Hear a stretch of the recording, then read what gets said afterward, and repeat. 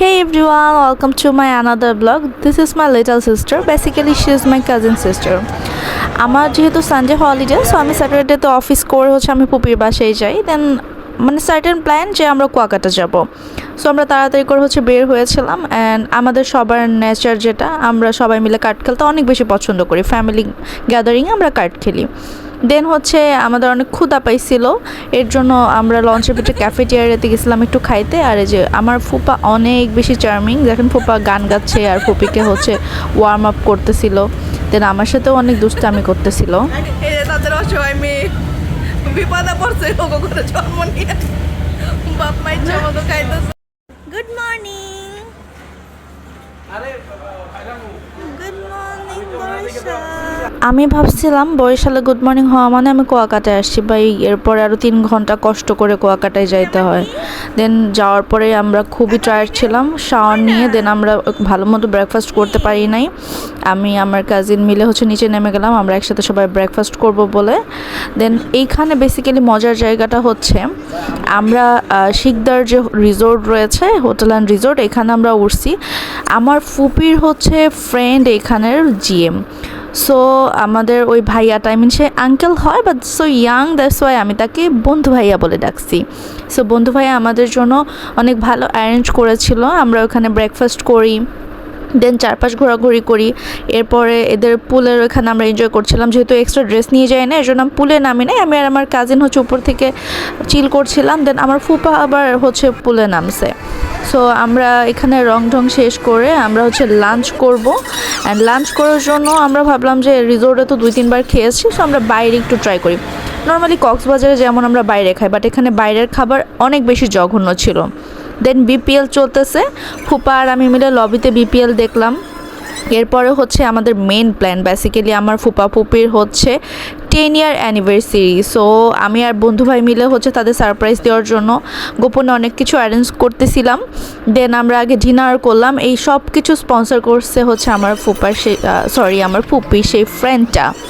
দেন আমরা সবাই ডিনার করলাম। ডিনারের ফুডগুলো অনেক বেশি আমি ছিল। আমার সালাদটা অনেক ভালো লাগছে।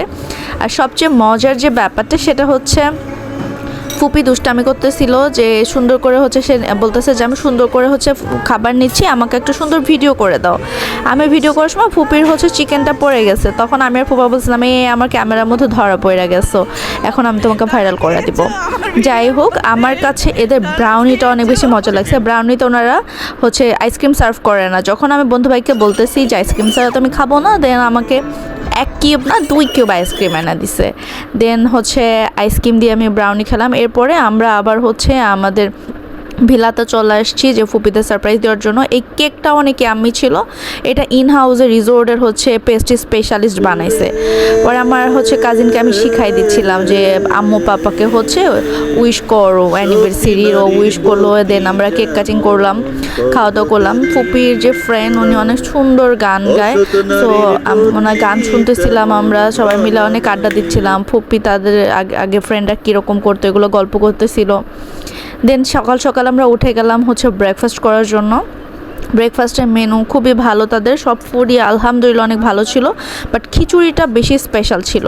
খাওয়া দাওয়া করে আমরা গাড়িতে উঠে গেলাম, কারণ আমরা আজকে বাউফল যাব। যে বলেছিল গো তার জাতের সুদি গো আমারে তুমি এখানে আনিও না গো, আনিও না গো।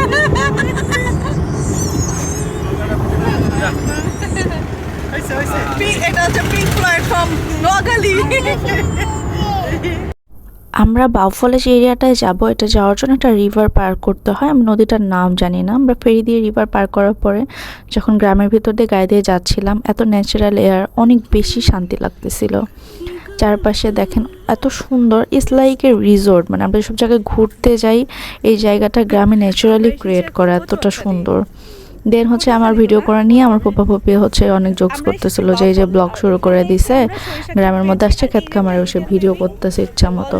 আর আমার এই কাজিনকে সে কুয়াকাটা থেকে একটা বল কিনে দিছিলাম, সে এই বল নিয়েই ঘুরতেছে, এই বল নিয়েই সে তার জীবন পার করবে। আলহামদুলিল্লাহ সুন্দর মতো ট্যুরটা কমপ্লিট করে আমরা রাতের লঞ্চে ঢাকায় ব্যাক করেছি, কারণ সকালে আমার অফিস করতে হবে।